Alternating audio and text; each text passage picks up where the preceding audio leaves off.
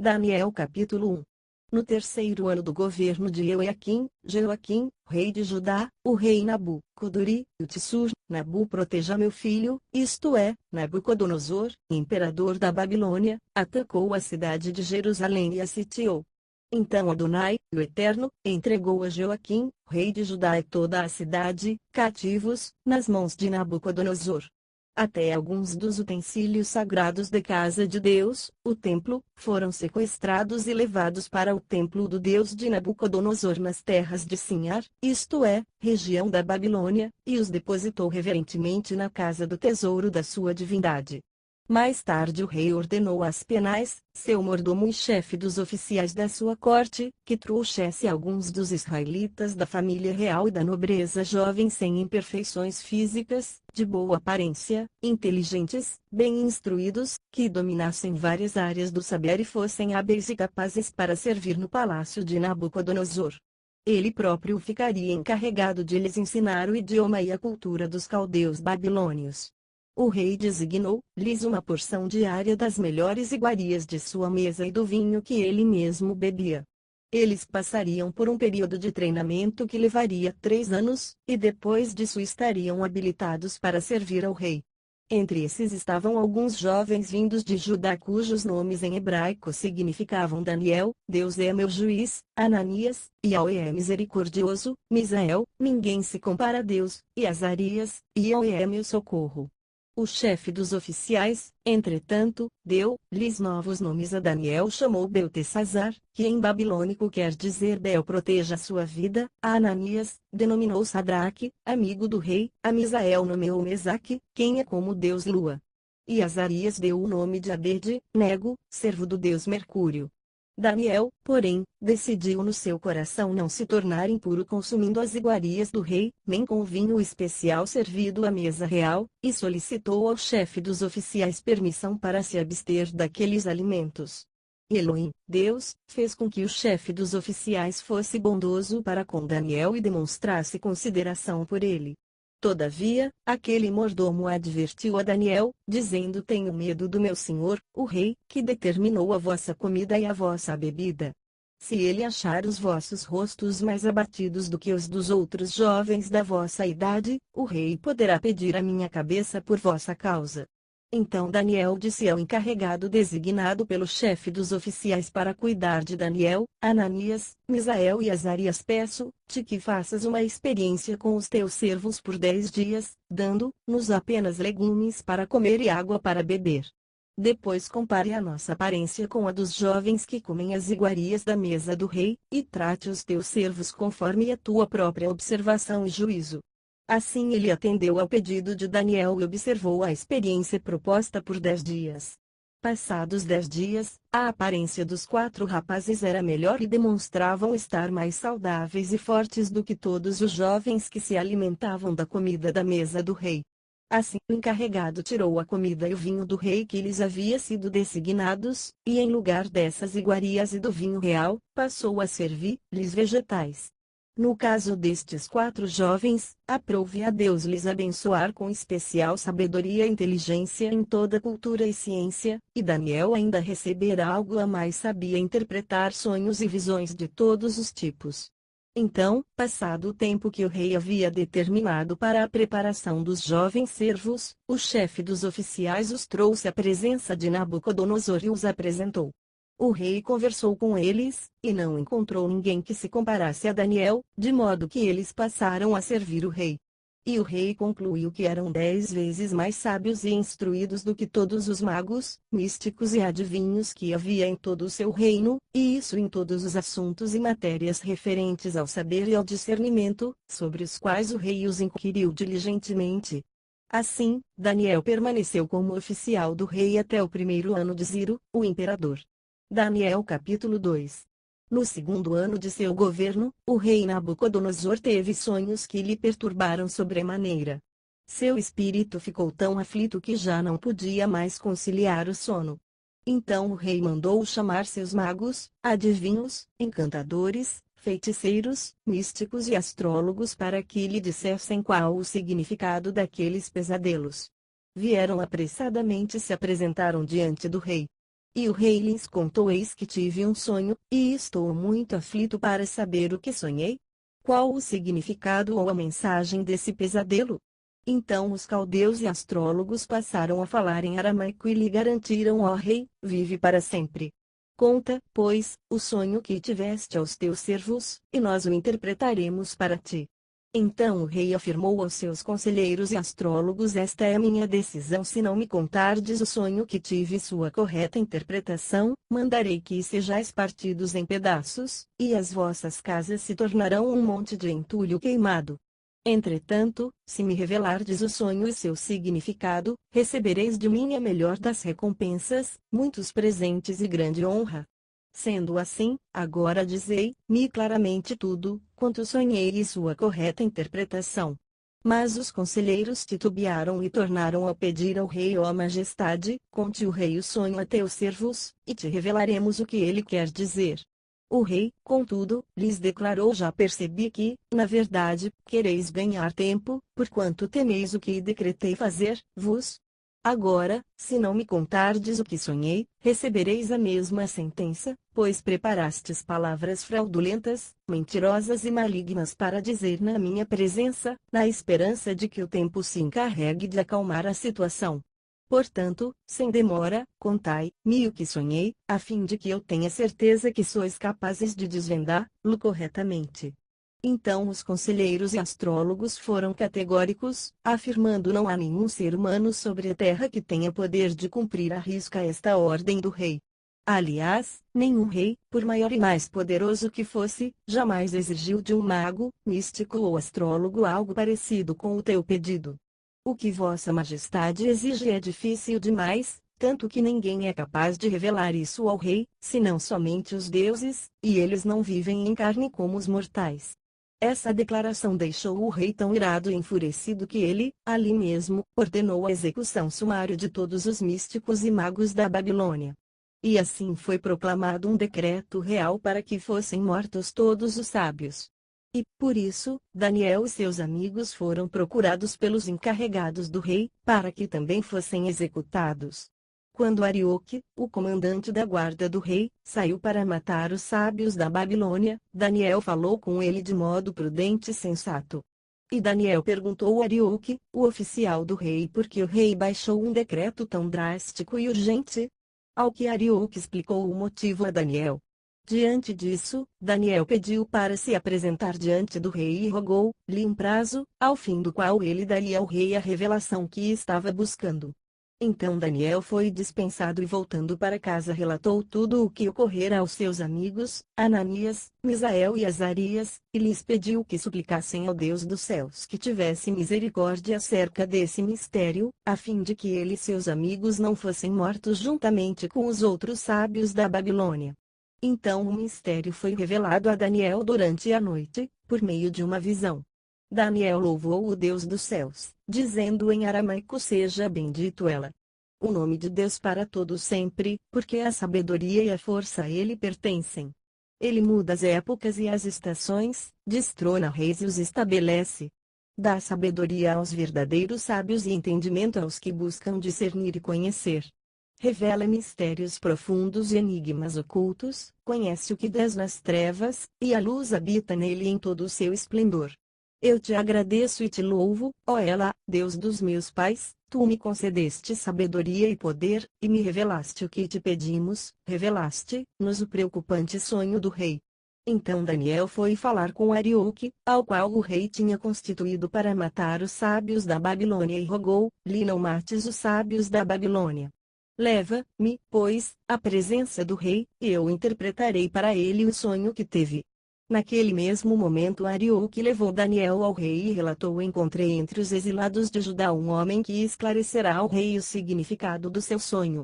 Então o rei indagou a Daniel: podes tu revelar-me o sonho que tive e sua correta interpretação? E, na presença do rei, Daniel respondeu o mistério que o rei exigiu que devesse ser desvendado: nem sábios, adivinhos, magos, astrólogos ou místicos lhe podem revelar, contudo, existe um Deus nos céus capaz de revelar todos os mistérios. Foi ela, Deus, que mostrou ao rei Nabucodonosor o que acontecerá nos últimos dias. O sonho e as visões que passaram por tua mente quando estavas deitado foram assim, ó rei: quando estavas repousando em tua cama, começastes a meditar sobre o futuro. Então, aquele que revela os mistérios te mostrou tudo, quanto ocorrerá nos tempos vindouros. E a mim foi esclarecido este mistério, não por ter eu mais sabedoria entre todos os que vivem na terra, mas para que tu, ó rei, saibas a correta interpretação e compreendas todos os pensamentos que passaram pelo teu coração. Ó rei, eis que tu olhaste e viste diante de ti uma grande estátua. E, em tua visão, esta estátua era enorme e impressionante, estava em pé diante de ti, e tinha uma aparência terrível. A cabeça da estátua era feita de ouro puro, o peito e o braço eram de prata, o ventre e os quadris eram de bronze, as pernas eram de ferro, e os pés eram em parte de ferro e em parte de barro. Enquanto estavas contemplando toda a estátua, uma pedra soltou-se, sem auxílio de mãos, atingiu a estátua nos pés de ferro e de barro e os destroçou. Então o ferro, o barro, o bronze, a prata e o ouro vieram abaixo, despedaçados, viraram pó, como o pó que se vê na eira, quando no verão se bate o trigo no terreno para separar-lo da palha. E o vento carregou todos os destroços sem deixar vestígio. Entretanto, a pedra que atingiu a estátua tornou-se uma montanha e encheu a terra toda. Foi esse o sonho que tiveste, e agora, nós o interpretaremos para o rei. Ó rei, tu és rei de reis, a quem o Deus do céu tem dado o reino, o poder, a força e a glória, em cuja mão ele entregou os homens de todas as nações, onde quer que habitem, os animais e as aves do céu, e te fez reinar sobre todos eles. Tu és, portanto, a cabeça de ouro. Mas, depois de ti, se levantará outro reino, inferior ao teu, e um terceiro reino, feito de bronze, o qual terá domínio sobre toda a terra. E haverá um quarto e último reino, este, forte como o ferro, pois o ferro tem o poder de quebrar e esmigalhar tudo, e assim como o ferro despedaça tudo, também ele destruirá e reduzirá a pedaços todos os reinos do mundo. Como viste, os pés e os dedos eram em parte de barro e em parte de ferro. Isso quer dizer que esse será um reino dividido, mas mesmo assim terá um pouco da força do ferro, embora tenhas observado o ferro misturado ao barro lamacento. Assim como os dedos eram em parte de ferro e em parte de barro, também esse reino será em parte forte e em parte frágil. E, como viste, o ferro estava misturado à lama. Isso significa que se buscarão fazer alianças políticas por intermédio de casamentos, mas a união decorrente dessas alianças e acordos não se firmará, do mesmo modo que o ferro não consegue se misturar com o barro. No entanto, na época do governo desses reis, ela, o Deus dos céus, estabelecerá um novo reino que nunca será destruído e que também não será dominado por nenhum outro povo.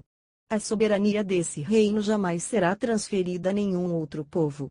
Todavia, esse novo reino destruirá e exterminará todos esses outros reinos, e subsistirá para todo sempre. Portanto, esse é o significado da visão da pedra que soltou de uma montanha, sem o auxílio de mãos, pedra que, mediante um só golpe, fez em pedaços o ferro, o bronze, o barro, a prata e o ouro. Deste modo, ela, o Deus poderoso, mostrou ao rei o que acontecerá no futuro. O sonho é verdadeiro, faz sentido e a interpretação é absolutamente fiel. Assim que acabou de ouvir essa revelação, o rei ajoelhou-se e com o rosto rente ao chão, reverenciou Daniel, e ordenou que trouxessem imediatamente uma oferta de cereais e incenso. Em seguida, o rei dirigiu-se a Daniel e declarou verdadeiramente: o vosso Deus é Ela, o Deus dos deuses, o Senhor dos reis, e o revelador de todos os mistérios, pois foste capaz de interpretar o mistério destas minhas visões. Então o rei exaltou Daniel e lhe deu muitos e valiosos presentes, e o designou governador de toda a província da Babilônia, e também o fez chefe principal de todos os sábios da Babilônia. Além disso, a pedido de Daniel, o rei nomeou Sadraque, Mesaque e Abed-nego administradores da província da Babilônia, enquanto o próprio Daniel permanecia na corte do rei. Daniel capítulo 3. Mais tarde, o rei Nabucodonosor mandou construir uma imagem de ouro de 60 côvados de altura e 6 côvados de largura, isto é, 27 metros de altura e 2 metros e 70 centímetros de largura. Ele ergueu na planície de Dura, na província da Babilônia. Então o rei Nabucodonosor mandou reunir os sátrapas, vice-reis, os prefeitos, os governadores, os conselheiros, os tesoureiros, os juízes, os magistrados, e todos os oficiais das províncias, para que viessem participar da dedicação da estátua que ele havia determinado que fosse levantada. E assim se ajuntaram sátrapas, prefeitos, governadores, conselheiros, tesoureiros, juízes, magistrados e todas as autoridades das províncias. Todos eles vieram e cooperaram na consagração da imagem que o rei Nabucodonosor mandara erguer, e reverentemente ficaram em pé diante dela. Em seguida, o arauto do rei proclamou em alta voz: ordena-se, pois, a todos vós, ó povos, nações e gentes de todas as línguas, assim que ouvirdes o som da corneta, da flauta, da harpa, da cítara, do saltério, da flauta dupla, e de outros instrumentos musicais, todos tocando juntos, vos ajoelhareis com o rosto rente à terra, e assim, prostrados, devereis adorar a imagem de ouro que o rei Nabucodonosor vos edificou. No entanto, qualquer pessoa que não se prostrar com o rosto em terra, e não adorar a estátua, será imediatamente atirado numa fornalha em chamas.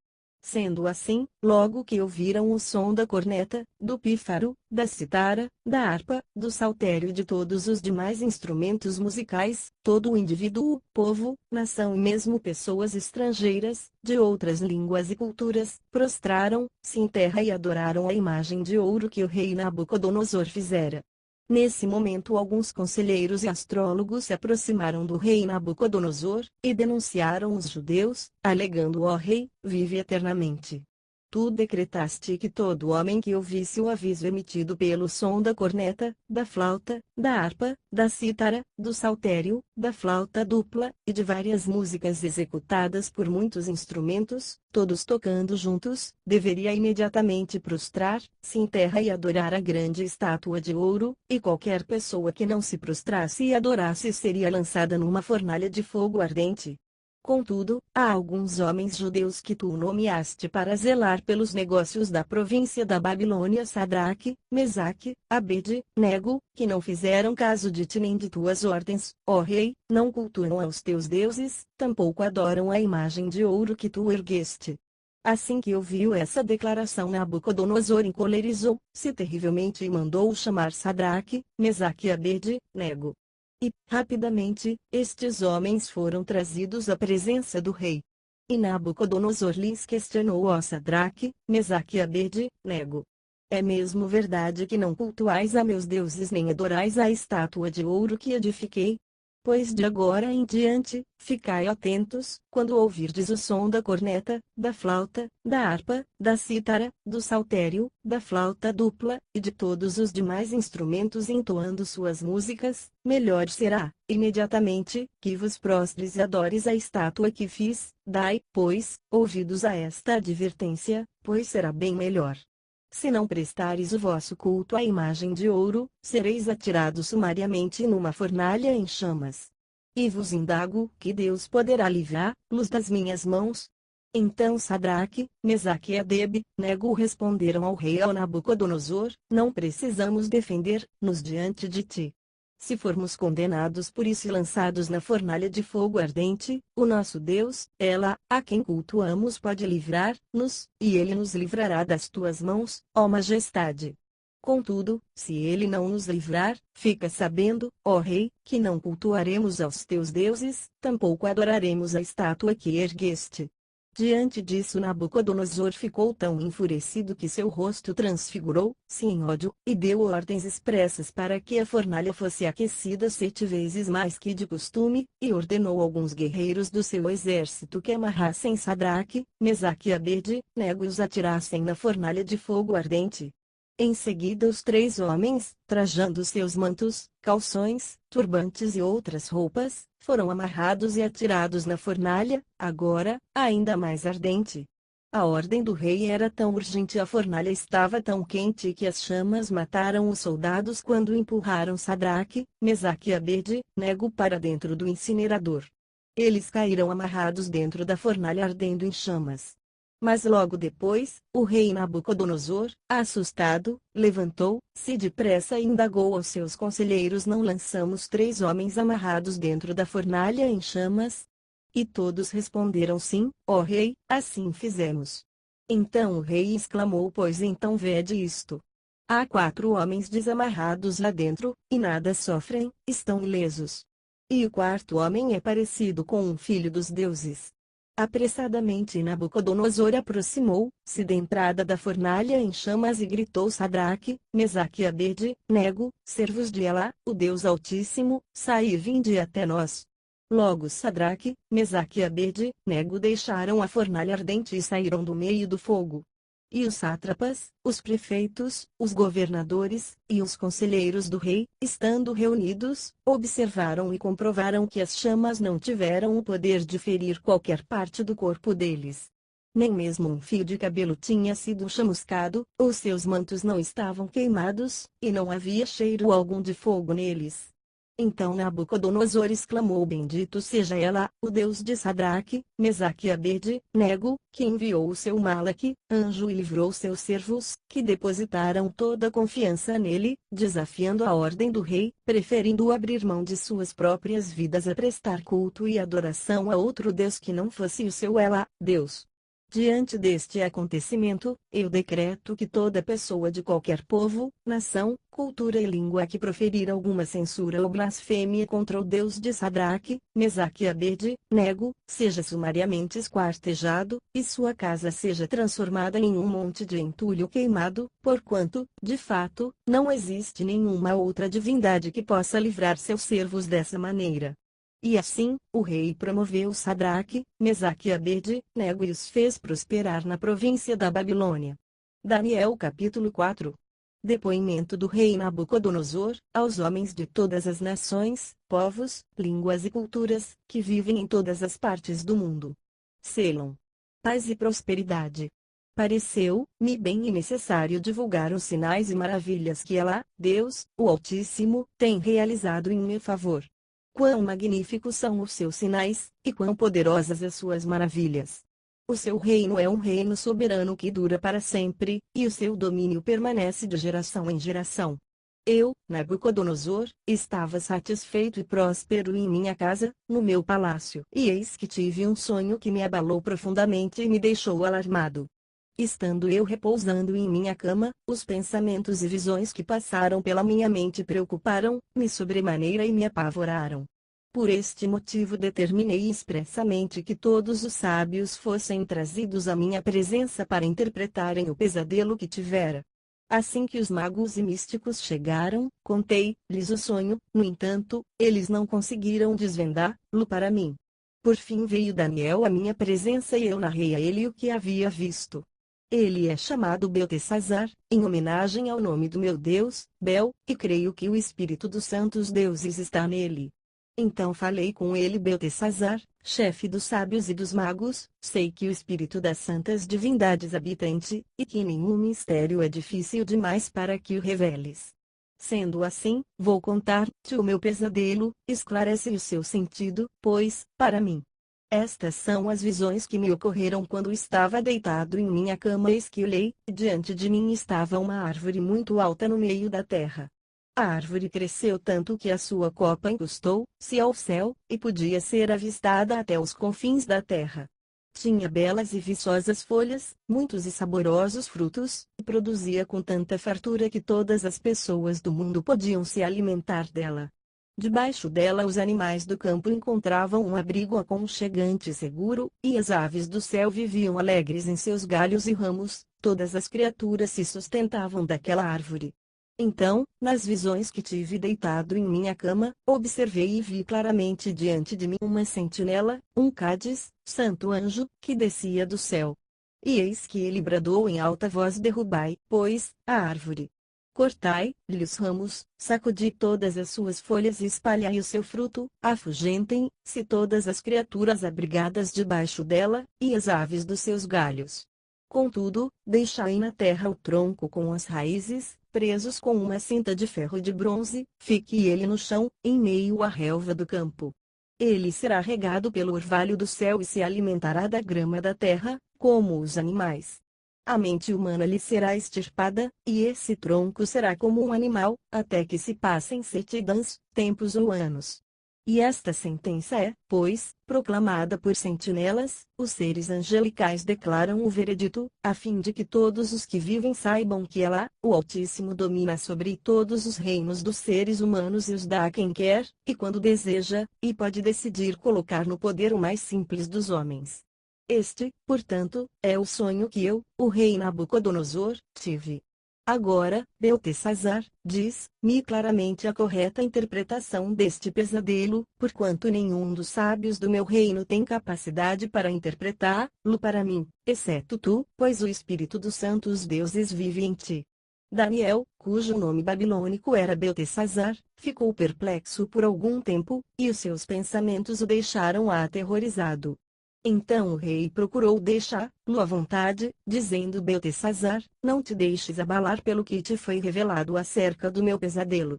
Não te assustes.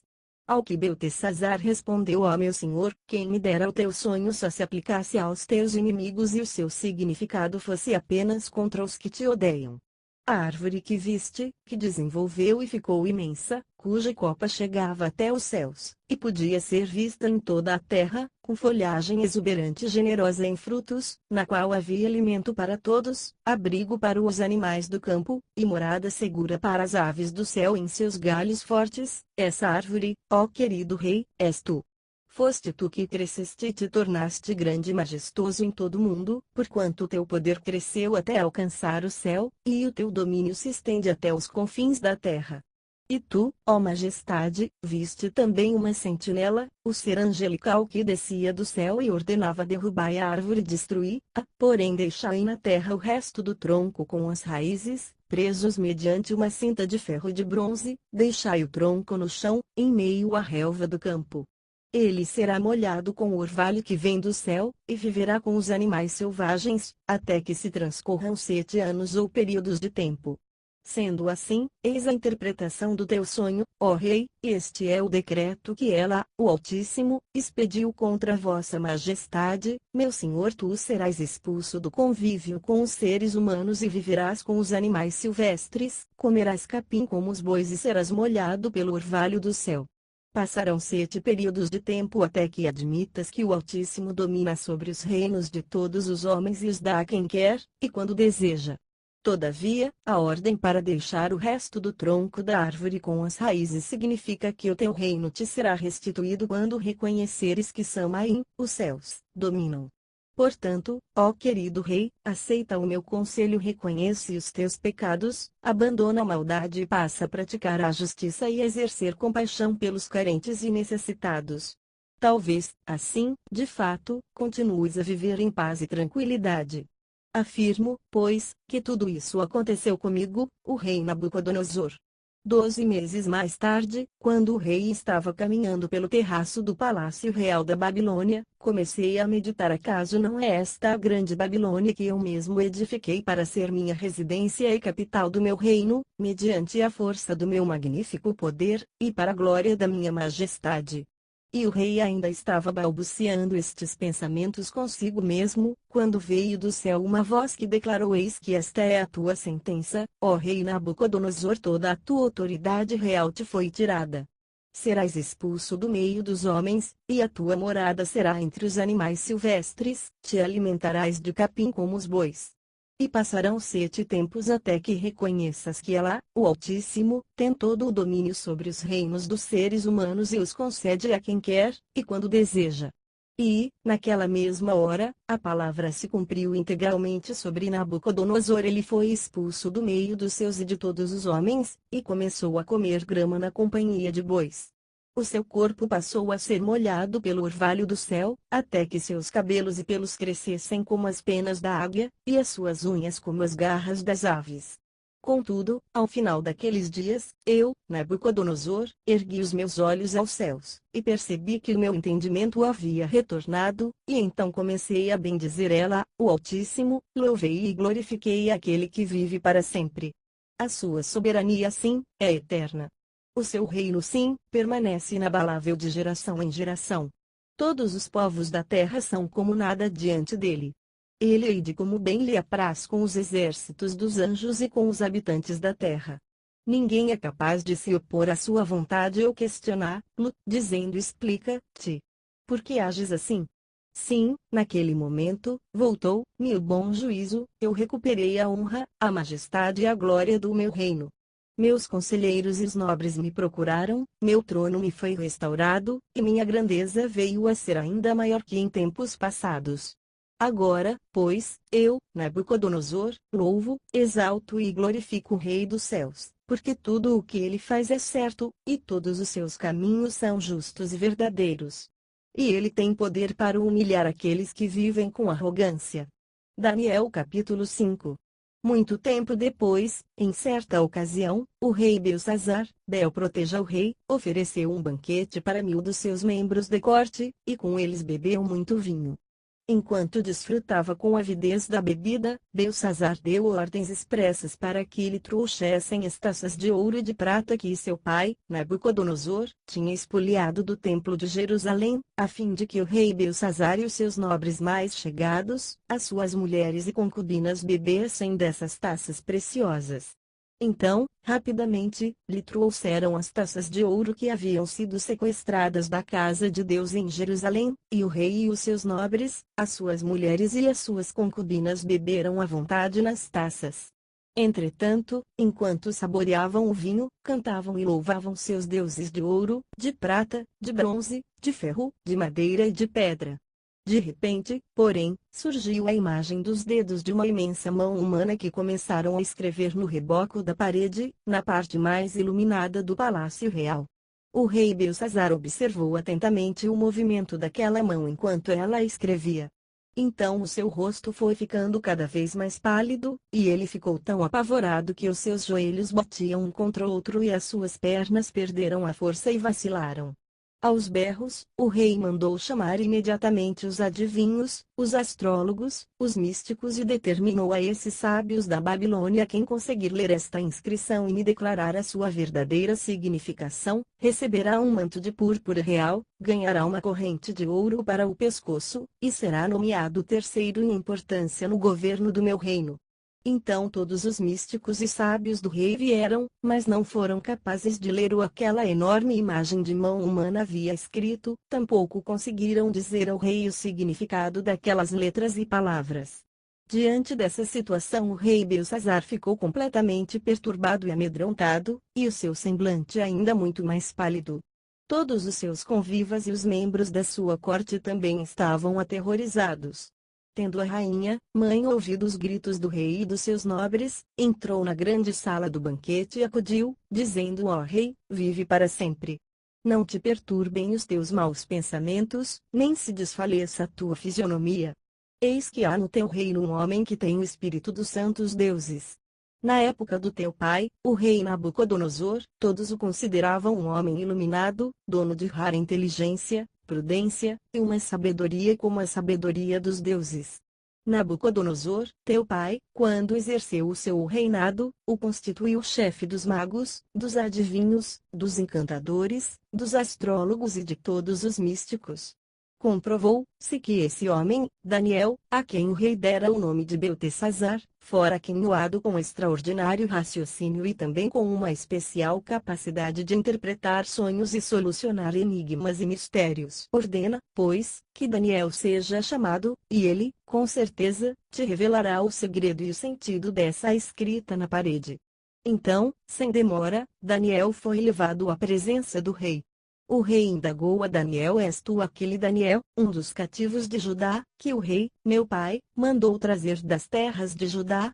Ouvi dizer a teu respeito que o Espírito dos deuses habita em tua pessoa, e que em ti se acham a luz, o conhecimento e extraordinária sabedoria. Pois bem, os sábios, os adivinhos e vários místicos acabaram de ser trazidos às pressas, à minha presença, para lerem a inscrição que está na parede, e me desvendarem seu correto sentido, mas não puderam dar-me a interpretação destas palavras. No entanto, ouvi dizer a teu respeito que podes dar interpretações e resolver enigmas. Agora, portanto, se puderes ler esta inscrição e me esclarecer quanto à sua correta interpretação, serás vestido de púrpura, terás um colar de ouro em teu pescoço e serás nomeado ao posto de terceiro em importância no governo do meu reino. Então Daniel, Deus é meu juiz, replicou ao rei Belsazzar, Bel proteja o rei, podes guardar os teus presentes para ti mesmo e dar as tuas recompensas a algum de teus comensais. Todavia, lerei sim, as palavras que foram inscritas na parede, para o rei e lhe desvendarei todo o seu significado. Ó rei, foi a teu pai, o rei Nabucodonosor, teu predecessor, que ela, Deus Altíssimo, deu sabedoria, grandeza, glória e majestade. Devido à magnificência que Deus lhe concedeu, pessoas de todas as nações, povos, línguas e culturas tinham por ele grande respeito e temor, todos tremiam diante de sua presença soberana, porquanto, a quem o rei decidia matar, matava, a quem julgava poupar, poupava, a quem deseja promover, promovia, e a quem desejava humilhar, humilhava. Contudo, quando o seu coração se tornou cobiçoso, arrogante e endurecido por causa do extremo orgulho e vaidade, ele foi deposto do seu trono real e totalmente despojado da sua glória. Foi excluído do convívio com outros seres humanos, e sua mente e coração tornaram-se semelhantes aos dos animais, e passou a morar junto aos jumentos silvestres e a comer capim como bois, e o seu corpo se molhava com o orvalho do céu, e assim viveu até reconhecer que Ela, Deus Altíssimo, é o soberano e domina sobre o reino dos homens, e coloca no poder a quem ele deseja. Mas tu, ó Belsazzar, sucessor do rei Nabucodonosor, não tens caminhado com humildade, não humilhaste o teu coração, muito embora saibas bem de tudo, quanto ocorreu com teu pai, o rei. Pior ainda, tu te exaltaste a ti mesmo e te levantaste contra ela, Deus dos céus. Porquanto mandaste trazer as taças do templo do Altíssimo para que nelas bebesses tu, os teus nobres e convivas, as tuas mulheres e as tuas concubinas. Louvaste os deuses de prata, de ouro, de bronze, de ferro, de madeira e de pedra, que não podem nem ver, nem ouvir, nem sentir e muito menos compreender nada, e não glorificaste o Deus que sustenta em suas mãos a tua vida e controla todos os teus caminhos. Por isso ele mesmo enviou aquela mão que viste, a fim de escrever diante de ti a sentença que precisas saber. E as palavras que foram inscritas formam a seguinte frase em aramaico: Mene, Mene, Tekel Parsim. E este é o significado dessas palavras: Mene, Mene. Deus avaliou e contou os dias do teu reinado e decretou o seu fim. Tekel, foste pesado na balança e achado em falta. O Parsim, teu reino já foi dividido e entregue aos medos e persas. Diante disso, por ordem do rei Belsazzar, vestiram Daniel com um manto real vermelho, púrpura, condecoraram-no com uma corrente de ouro no pescoço, e o proclamaram o terceiro em autoridade e poder no governo do reino. E aconteceu que naquela mesma noite Belsazzar, o rei dos babilônios, foi assassinado, e Dario, o imperador da nação média, apoderou-se do reino de Belsazzar, com a idade de 62 anos. Daniel capítulo 6. Então, pareceu bem a Dario nomear 120 sátrapas, vice-reis, para governar todo o seu reino. E, acima deles, 3 grandes líderes, um dos quais era Daniel. Os sátrapas tinham que prestar contas a esses supervisores a fim de que o rei não sofresse qualquer dano ou prejuízo.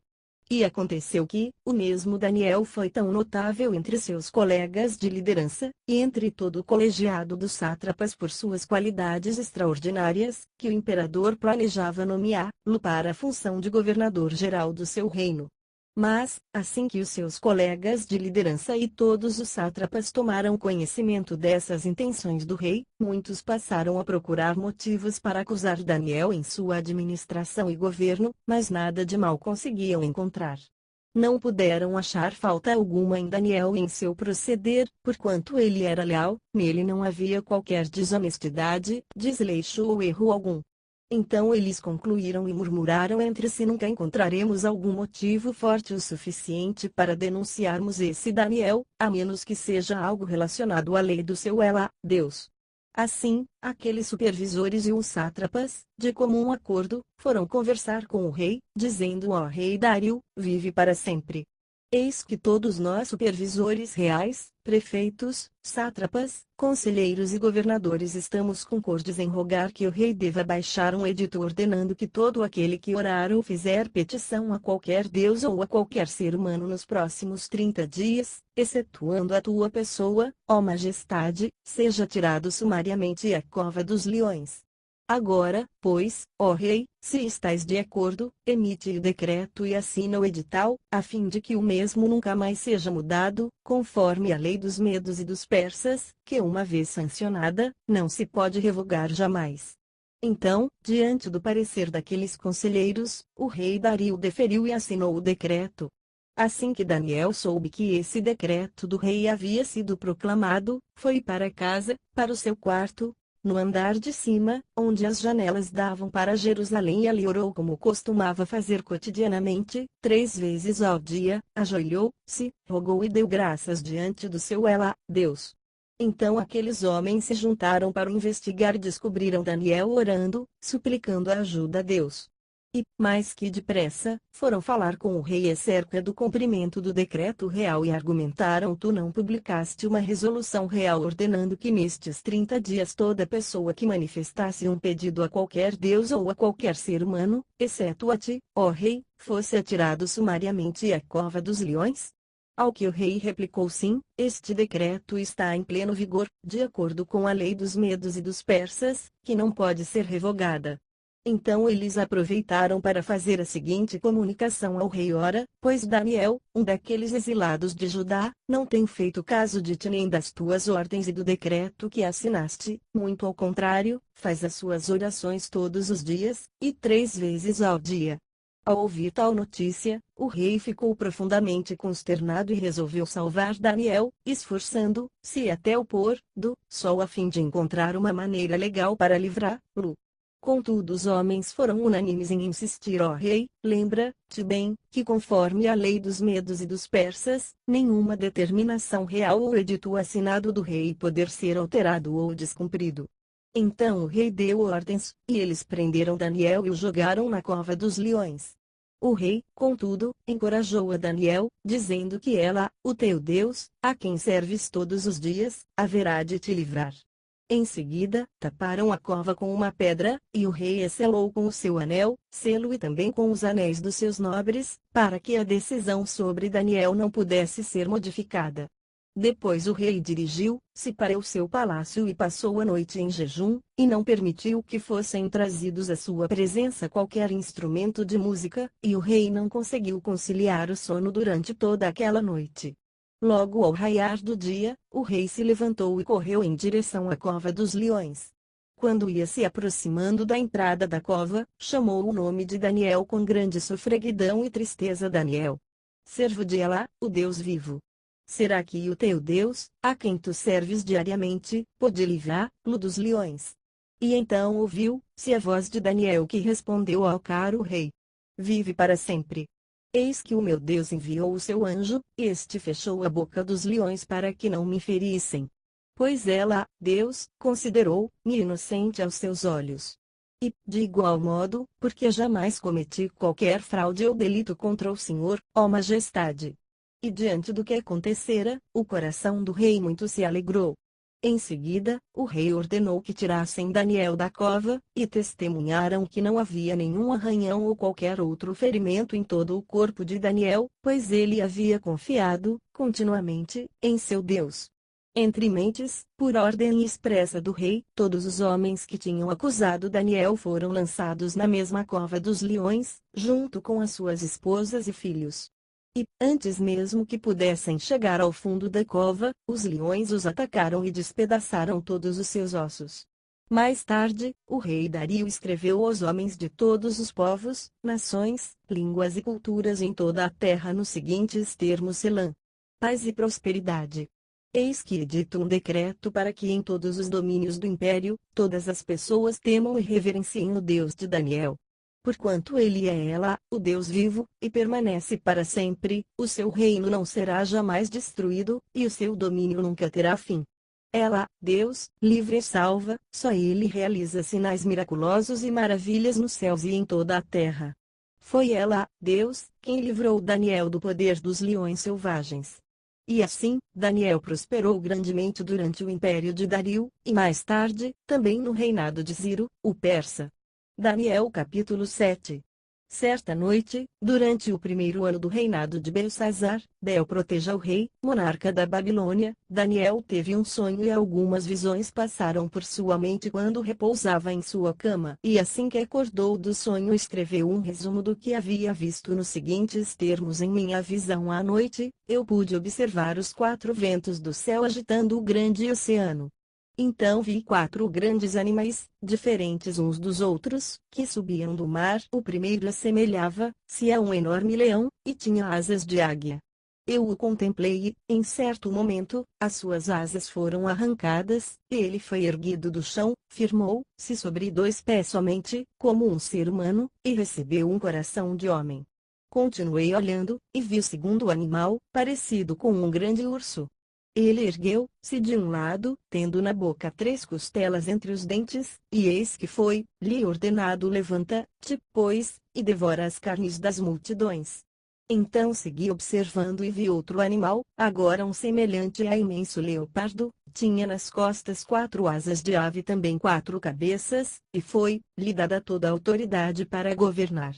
E nessas visões que tive durante a noite, em meu sonho, vi ainda um 4º animal, horrível, apavorante e extremamente poderoso. Possuía grandes dentes de ferro, com os quais estraçalhava e devorava avidamente suas vítimas, e pisoteava tudo o que sobrava. Este monstro era diferente de todas as feras anteriores e tinha 10 chifres. Enquanto eu analisava os chifres, encontrei um outro chifre, pequeno, que apareceu entre eles, e 3 dos primeiros chifres foram arrancados para dar lugar a ele. Esse chifre que surgiu entre os demais tinha olhos como os olhos de um ser humano e uma boca que falava com soberba e arrogância. Enquanto eu, pasmo, admirava esses animais, eis que tronos foram trazidos, e um ancião pleno de dia se assentou. Suas roupas eram brancas como a neve, e seus cabelos alvos como a pura lã. Seu trono estava todo envolvido por labaredas de fogo, e as rodas do trono eram chamas ardentes. De diante dele, brotava e fluía um rio de fogo. Milhares de milhares o serviam, milhões e milhões prostravam-se diante dele. Então o tribunal deu início ao julgamento, e todos os livros foram abertos. Mas eu segui observando, porquanto as palavras arrogantes que o chifre exclamava me chamaram a atenção. Fiquei olhando tudo aquilo até que o animal foi morto, e o seu corpo foi destruído e lançado ao fogo ardente.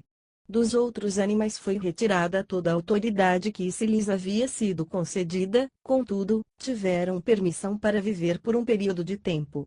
E eu continuava contemplando minhas visões noturnas, quando vi que alguém semelhante a um ser humano vinha nas nuvens do céu.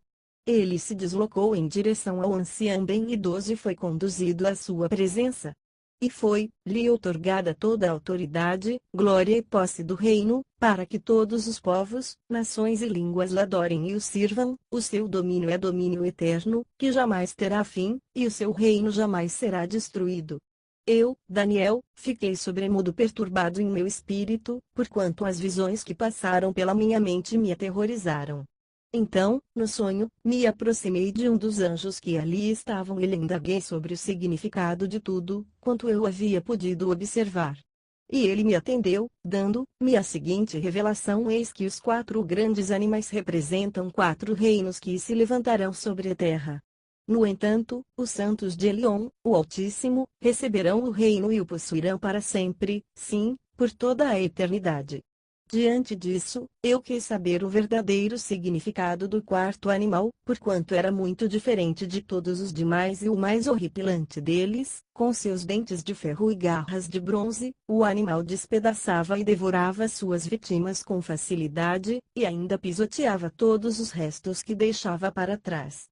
Também roguei por explicações sobre o significado dos 10 chifres incrustados no alto da cabeça daquele monstro, e quanto ao outro chifre que surgiu para ocupar o lugar dos 3 chifres que caíram, o chifre que possuía olhos semelhantes aos olhos humanos, e uma boca que proclamava muitas palavras, e todas com grande soberba. Enquanto eu contemplava o que se passava, vi que o mesmo chifre fazia guerra contra os santos e prevalecia contra eles, até que veio o ancião maior, Art-Quiomin, rico em dias, e todo juízo foi executado a favor dos santos de Elion, o Altíssimo, e chegou o tempo em que os santos tomaram posse do reino a eles confiado. Então ele me deu o seguinte esclarecimento: o quarto animal é um quarto reino que surgirá na terra. Será diferente de todos os outros reinos passados, e devorará com avidez a terra inteira, despedaçando e pisoteando povos e nações. Quanto aos 10 chifres, 10 reis se levantarão daquele mesmo reino, e depois dele se levantará outro, que será diferente dos primeiros e humilhará 3 dos 10 reis. Esse reino diferente falará contra Ilã, o Supremo, oprimirá os seus santos e tentará alterar o calendário, as festas religiosas e as leis. Então, os santos serão entregues nas mãos dele por um idã, tempo, 2 tempos e metade de um tempo. Mas o tribunal se reunirá para o devido juízo e todo o seu poder lhe será extirpado e aniquilado para sempre. E assim, o domínio, o poder e a grandeza dos reinos que há debaixo de todo o céu serão colocados nas mãos da multidão dos santos, o povo de Elion, o Altíssimo. E o reino de Deus será um reino sem fim, e todos os governantes e domínios adorarão, obedecerão e servirão eternamente. Este, portanto, é o fim da visão. Quanto a mim, Daniel, declaro que fiquei apavorado por causa dos meus próprios pensamentos, tanto que estremeci e o meu semblante empalideceu, contudo, guardei tudo o que vi e ouvi comigo mesmo. Daniel capítulo 8. No terceiro ano do reinado do rei Belsazzar, eu, Daniel, tive outra visão impressionante, a segunda que me ocorreu. E nessa minha visão parecia que eu estava na cidadela de Susã em hebraico, situada na província de Elon. Na visão eu caminhava nas proximidades do canal de Ulai. Então levantei o olhar, e avistei diante de mim, em pé junto ao rio, um carneiro com 2 chifres. Os 2 chifres eram longos, mas um era mais comprido que o outro, entretanto o mais longo começou a se desenvolver algum tempo depois do outro. Fiquei observando o carneiro enquanto ele avançava para o ocidente, a oeste, depois para o norte e para o sul. Notei que nenhum outro animal conseguia resistir-lhe, e ninguém era capaz de se livrar do seu poder. Ele, no entanto, podia fazer tudo o que desejava e a cada dia ficava maior e mais forte. Enquanto eu fiquei refletindo sobre isso, de repente um bode, com um longo chifre entre os olhos, veio do ocidente, do oeste, percorrendo toda a face da terra, mas sem tocar no chão. Ele se voltou na direção do carneiro que tinha 2 chifres, o qual eu tinha observado em pé, parado diante do rio, e avançou contra ele com grande furor e violência. Eu o vi atacar furiosamente o carneiro, atingi-lo com muita força e quebrar os seus 2 chifres. O carneiro não conseguiu reunir forças para resistir-lhe, e o bode o jogou por terra e pisoteou. Também não havia quem pudesse livrar o carneiro do poder e da cólera do bode. E o bode se desenvolveu muito e cresceu forte, contudo, no auge da sua força o seu grande chifre frontal foi quebrado, e no seu lugar lhe nasceram outros 4 chifres, também muito grandes, na direção dos 4 ventos da terra, isto é, para o norte, para o sul, para o leste e para o oeste. E ocorreu que brotou-lhe também um pequeno chifre de um dos grandes chifres, e este cresceu muito para as regiões ao sul, para o oriente e também na direção de Tsebei, a terra magnífica, Israel. Cresceu assustadoramente, alcançou o exército dos céus, e conseguiu atirar na terra algumas das estrelas desse exército, e ainda os pisoteou. E ele tornava-se cada vez maior e mais forte, até desafiar o comandante desse exército, quando suprimiu o sacrifício diário do holocausto oferecido ao príncipe, e destruiu todo o santuário e o seu templo. Todas as honrarias foram prestadas a esse grande chifre, o próprio exército lhe foi entregue, juntamente com o holocausto diário, por causa do seu poder e a vitória da sua rebelião. O chifre tinha sucesso em tudo que empreendia, e a verdade e o direito foram lançados por terra. Então ocorreu que eu vi um Kados, ser angelical, que indagava a outro santo: até quando durarão os acontecimentos anunciados por esta visão? Até quando estará suspensa a verdadeira cerimônia do sacrifício diário e a rebelião abominável e devastadora prevalecerá? Até quando o templo ficará danificado, o exército do céu deverá se submeter ao poder do chifre, e ambos serão pisoteados? Então ouvi a resposta: todos esses eventos passarão em 2300 tardes e manhãs, e então o Codes, santuário será reconsagrado. Enquanto eu, Daniel, contemplava atentamente a visão que me fora dada e procurava compreender, lá, diante de mim surgiu alguém semelhante a um guerreiro. E ouvi a voz de um ser humano que vinha da direção do rio lá e bradou: Gabriel, revelai a este homem o significado da visão. Assim que ele se aproximou de onde eu estava, fiquei apavorado, e caí prostrado, com o rosto rente ao chão. Mas ele me acudiu e explicou: me entendei, ó filho do homem, eis que esta visão se refere aos tempos do fim. Enquanto ele falava comigo, eu, com o rosto em terra, fiquei atordoado e em êxtase. Então ele tocou em mim e me ergueu. E, em seguida, me disse: eu te revelarei o que acontecerá nos últimos tempos da ira, porquanto todos esses acontecimentos pertencem ao tempo determinado do fim. Sendo assim, os 2 longos chifres que viste crescerem na fronte do carneiro representam os reis da Média e da Pérsia. Mas o bode peludo significa o rei da Grécia, e o grande chifre que lhe nasceu entre os olhos é o primeiro rei. Os 4 chifres que se levantaram no lugar do que foi quebrado, referem-se aos 4 reinos que brotarão da mesma nação, mas não com o mesmo poder dele. Então, no final do império deles, quando a rebelião dos ímpios tiver chegado ao seu extremo, um rei de semblante violento e cruel, mestre em astúcias, e capaz de discernir enigmas e mistérios se levantará. Ele se tornará muito poderoso, todavia sua majestade não virá de si mesmo, destruirá terrivelmente, sem a menor piedade, e terá êxito em todas as suas pelejas. Derrotará homens poderosos e exterminará o povo santo. Obstinado pelo sucesso, ele enganará a muitos, e de todas as formas, com extrema arrogância se sentirá o maior de todos os homens. Destruirá uma multidão de pessoas que nele confiaram para viver em paz, e ousará se insurgir contra o príncipe dos príncipes. Contudo ele será derrotado, mas sem a intervenção de mão humana. E, finalmente, quanto à visão das tardes e das manhãs que te foi comunicada, eis que é, de fato, verdadeira. Tu, porém, sela a visão, guarda segredo por ora, porquanto tudo isso se refere ao futuro distante. Eu, Daniel, fiquei vários dias exausto, abatido e doente. Depois, me senti melhor e comecei a tratar dos negócios do governo. Mas continuei muito preocupado com a visão, porquanto não conseguia compreender o seu significado. Daniel capítulo 9. No primeiro ano de Dario, filho Assuerus, Assuero em hebraico, Xerxes, em persa, da linhagem dos Medos, foi constituído rei sobre todo o povo caldeu babilônio. No primeiro ano do seu governo real, eu, Daniel, compreendi mediante a leitura atenta das sagradas escrituras, de acordo com a palavra de Yahweh, o Senhor, concedida ao profeta Jeremias, que a desolação de Jerusalém iria durar 70 anos. Então voltei meu rosto ao eterno Elohim, a fim de buscar-lo mediante orações e súplicas, em jejum, vestido de luto, em panos de saco, e coberto de cinza.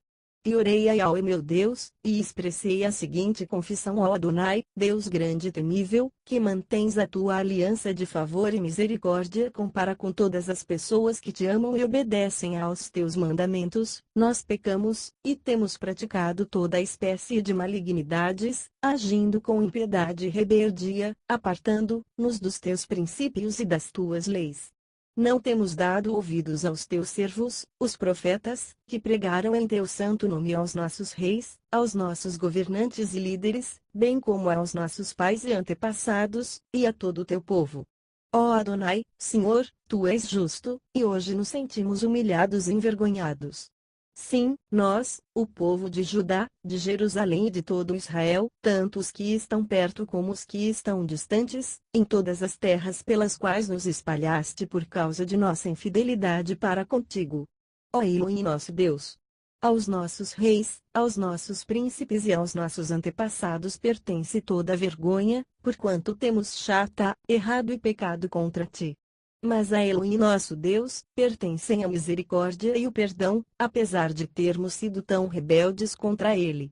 não te demos ouvidos, ó nosso Yahweh Elohim, Deus eterno e soberano, tampouco prestamos reverência e obediência às leis que nos deste por intermédio dos teus servos, os profetas.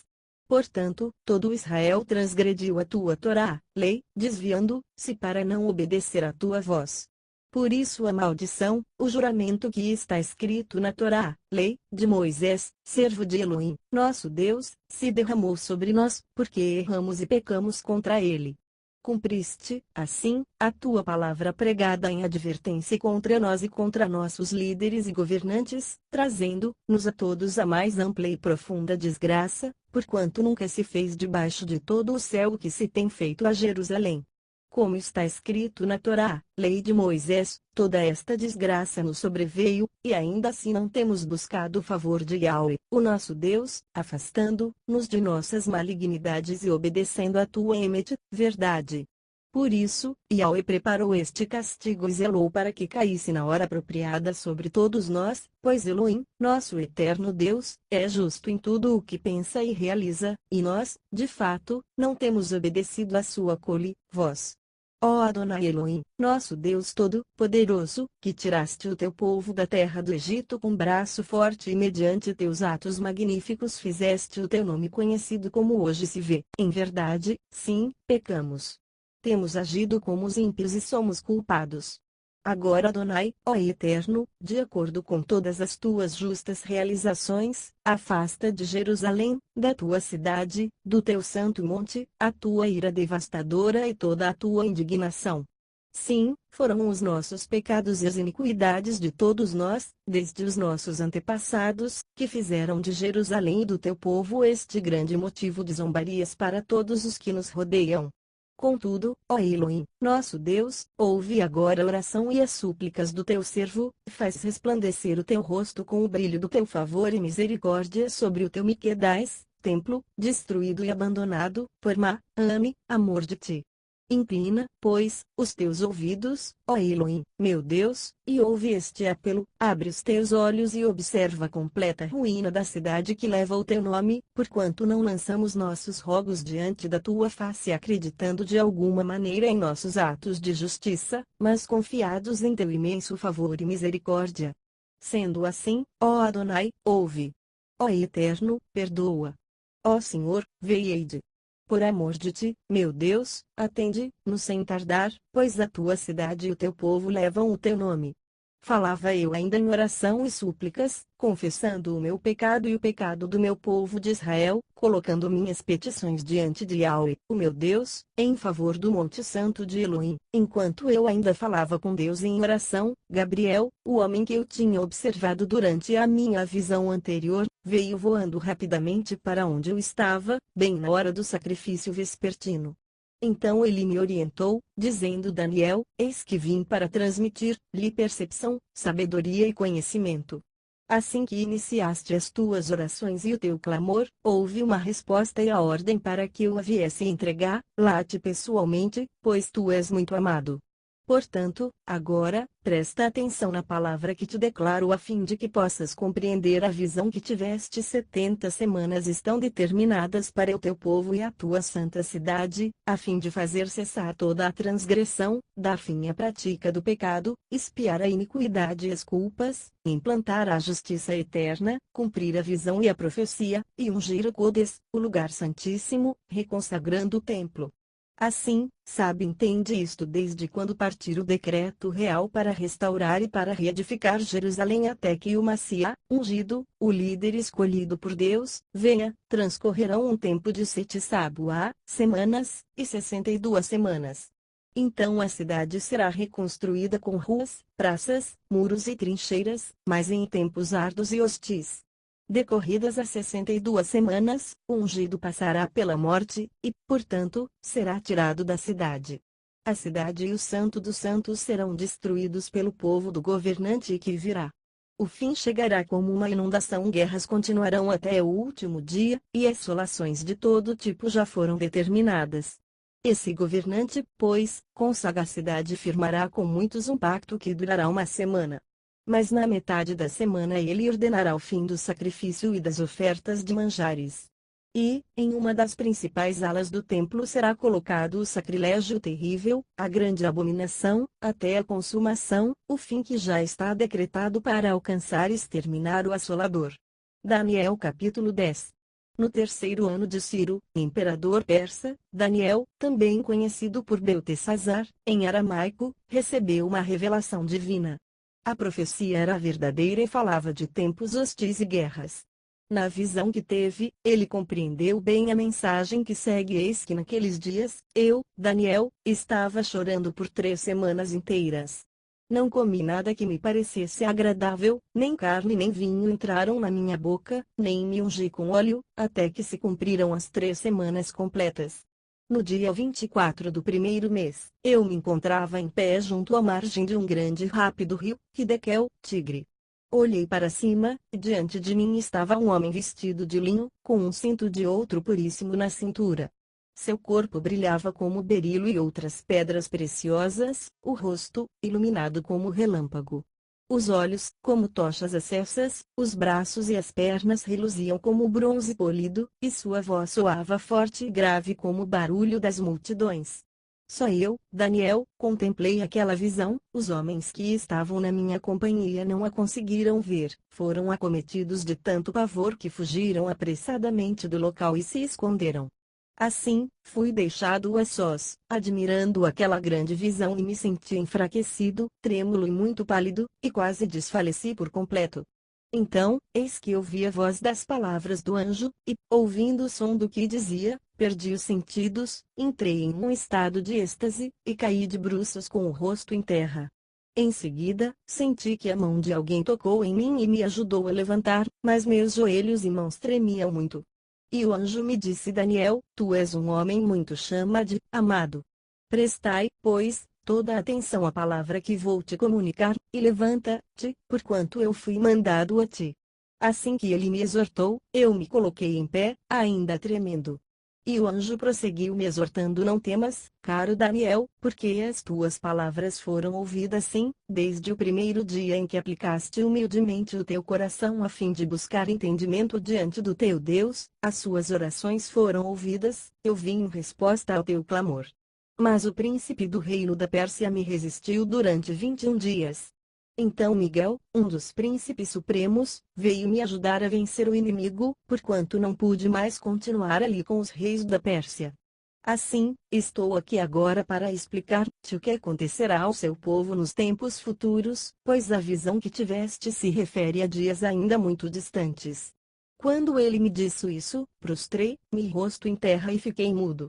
Então alguém parecido com um ser humano tocou meus lábios, e eu abri a boca e comecei a falar.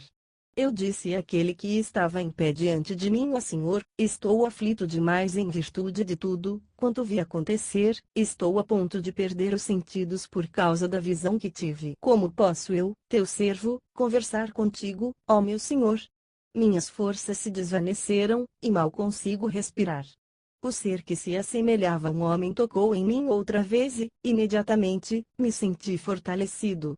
Então ele me dirigiu a palavra: não temas, Deus te ama, ó filho do homem. Paz seja contigo. Sê forte e tem bom ânimo. E quando ele falou comigo, recobrei as forças e respondi: ó meu Senhor, fala comigo, porquanto tu já me fortaleceste e me sinto bem. Ao que ele acrescentou: sabes por que eu vim a ti? Contudo, agora terei que retornar para seguir pelejando contra o príncipe da Pérsia. Todavia, logo que eu sair, o príncipe da Grécia virá. Antes, porém, eu te declararei o que está escrito no livro da verdade. E nessa batalha ninguém me ajuda contra eles, senão Miguel, o príncipe celeste de Israel. Daniel capítulo 11. Sendo que, no primeiro ano de Dario, rei dos Medos, levantei-me para encorajá-lo e cooperar com ele. Agora, pois, passarei a declarar-te claramente toda a verdade. Eis que ainda se levantarão outros 3 reis na Pérsia, e o quarto será muito mais rico do que todos os anteriores. Depois de conquistar o poder mediante suas posses e riquezas, instigará todos contra o reino da Grécia. Então aparecerá um rei guerreiro, que governará com grande poder e realizará todas as suas próprias vontades. Entretanto, um pouco mais tarde, no auge do seu poder, eis que seu reino será desfeito e será dividido para os 4 cantos do céu, mas nada será entregue aos seus descendentes, e o império não será poderoso como antes, porquanto será um reino desarraigado e repartido entre outros. O rei do sul será forte, como também um dos seus príncipes, este será ainda mais forte do que ele, e reinará, e o seu domínio será muito grande. Depois de alguns anos, eles se tornarão aliados. A filha do rei do sul, Egito, firmará um pacto do reino norte, Síria, mas ela não manterá o seu poder, nem ele conservará o dele. Naquela época ela será entregue à morte, com sua escolta real e na companhia do seu pai com aquele que a apoiou. Contudo, alguém da linhagem dela se levantará em seu lugar e comandará o exército, ele atacará a fortaleza do rei do norte, pelejará contra as forças do rei e conseguirá vencer. Ele se apossará dos ídolos e divindades deles, com suas imagens de fundição, com seus vasos preciosos de prata e ouro, e levará tudo para o Egito. E, por alguns anos, ele deixará o reino do norte viver em paz. Então o rei do norte atacará as fortalezas do rei do sul, mas se verá obrigado a voltar para sua própria terra. Mas seus filhos intervirão, e conseguirão ajuntar um grande exército, o qual avançará com poder e violência, arrasando tudo por onde passar, e, depois disso, retornando, levará os combates até a fortaleza do rei do sul. Diante disso, o rei do sul marchará enfurecido a fim de vingar-se do rei do norte, que lhe resistirá com um grande exército, mas apesar disso, será derrotado. Quando o exército do norte for aniquilado, o rei do sul se encherá de orgulho e soberba e matará milhares, mas toda a sua vitória durará por um tempo muito curto. Porquanto o rei do norte conseguirá reunir outro exército, ainda maior que o primeiro, e depois de alguns anos ele atacará novamente com um exército mais numeroso e melhor equipado. Naqueles dias muitos se revoltarão contra o rei do sul. E os homens violentos do teu próprio povo se rebelarão, dando cumprimento à visão como profetizada, mas não serão bem-sucedidos e cairão. Em seguida o rei do norte virá, levantará morros de ataque, isto é, rampas militares de cerco, e conquistará uma cidade fortificada. As forças do sul serão incapazes de resistir, mesmo as suas melhores tropas não terão forças para vencê-lo. O agressor fará o que bem entender, e não haverá quem possa enfrentá-lo, ele se estabelecerá na terra magnífica e terá capacidade para destruí-la completamente. Ele virá com o poder de todo o seu império e firmará um pacto com o rei do sul. Ele dará uma de suas filhas em casamento com o objetivo de destruir o reino, no entanto, seu plano não terá êxito, nem lhe proporcionará qualquer vantagem. Passados esses acontecimentos, dirigirá sua atenção para as ilhas, invadirá e tomará muitas delas, mas um príncipe colocará um ponto final à sua arrogância, e ainda lhe retribuirá com grande soberba. Então ele voltará a atenção para as fortalezas da sua própria terra, mas tropeçará e cairá, para nunca mais se erguer, nem ser encontrado. Seu sucessor mandará um cobrador de impostos a fim de manter o esplendor real. Entretanto, em poucos anos ele será destruído, sem que seja necessário qualquer ato de luta ou violência. Depois, este será sucedido por um homem odioso e cruel, o qual não recebeu a honra da majestade. Ele invadirá o reino quando o povo estiver se sentindo em paz e seguro, e tomará o governo geral mediante intrigas e negociatas. Então um exército arrasador será todo exterminado diante dos olhos desse homem desprezível, este será destruído juntamente com o príncipe do pacto estabelecido. Depois desse acordo firmado, ele agirá traiçoeiramente, e com apenas um pequeno grupo de homens conseguirá chegar ao poder. Atacará também as regiões mais férteis da província e quando estas estiverem vivendo em paz e tranquilidade, ele as invadirá e fará o que seus pais, e nem mesmo seus antepassados, jamais fizeram, distribuirá despojos, saques e riquezas sequestradas entre todos os seus seguidores. Ele tramará muitos planos contra grandes fortalezas, mas somente por algum tempo. Reunirá poder e coragem a um grande exército e investirá contra o rei do sul, este guerreará mobilizando um exército numeroso e fortemente armado, todavia não será capaz de resistir aos muitos ardis e golpes tramados contra ele. Até mesmo os que se alimentarem de sua comida tentarão destruí-lo, seu exército será exterminado por uma arrasadora invasão, e um número enorme de guerreiros tombarão em combate.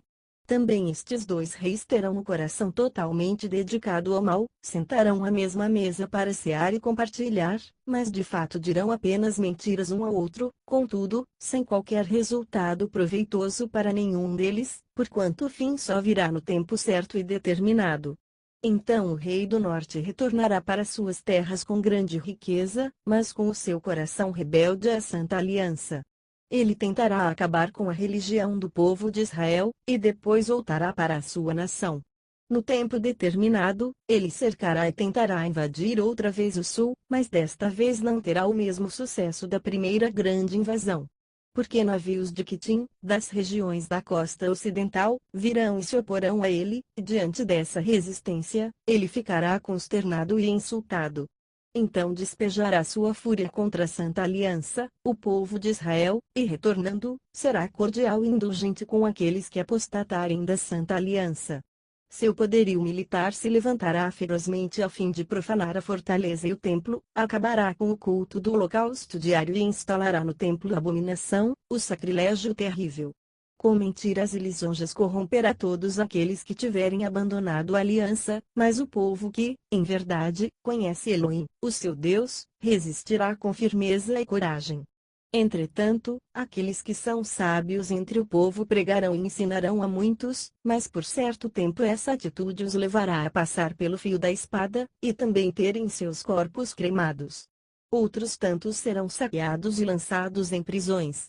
Alguns desses resistentes serão feridos e receberão um pequeno socorro, contudo, muitos dos que oferecerem ajuda ou se reunirem à resistência não agirão com sinceridade.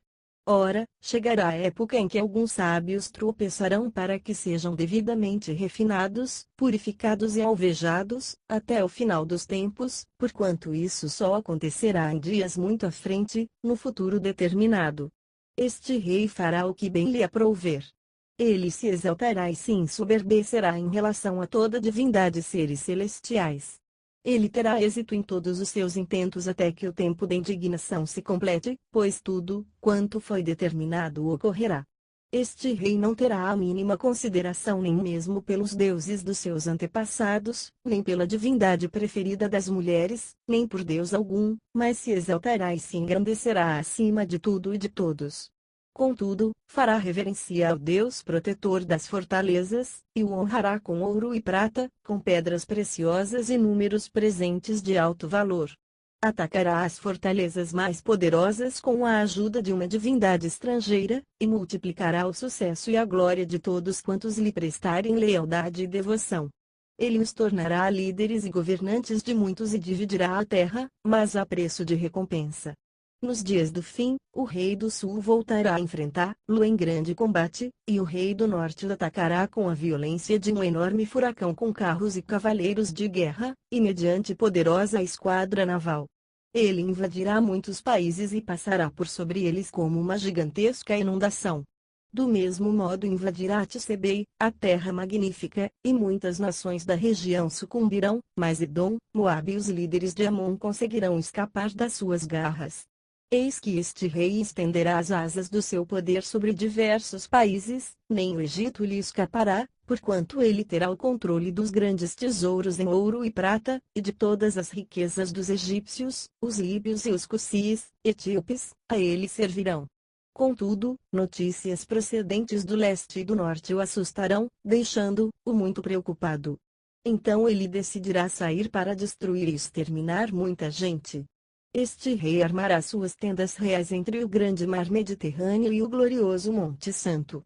Entretanto, ele encontrará o seu fim, e não haverá nada nem ninguém que possa socorrer-lo. Daniel capítulo 12.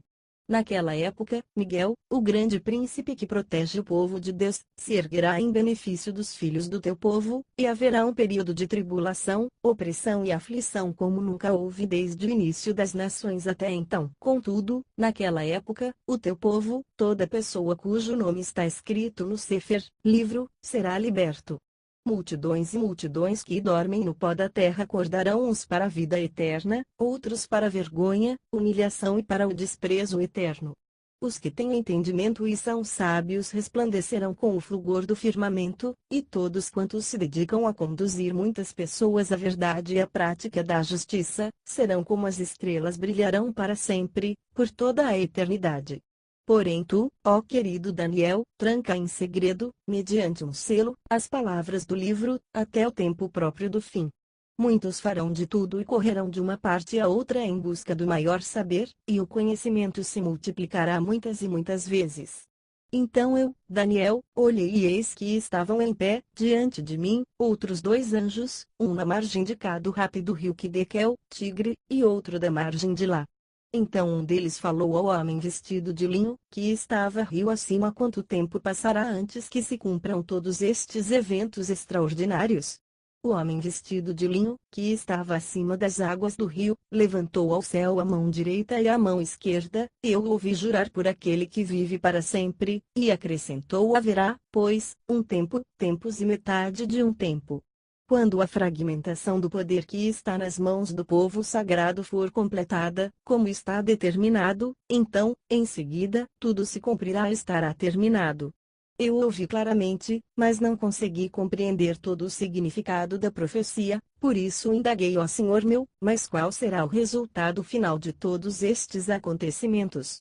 E ele replicou, orientando-me: segui o teu caminho, ó Daniel, porquanto estas palavras e sua significação estão lacradas e seladas até os apropriados tempos do fim.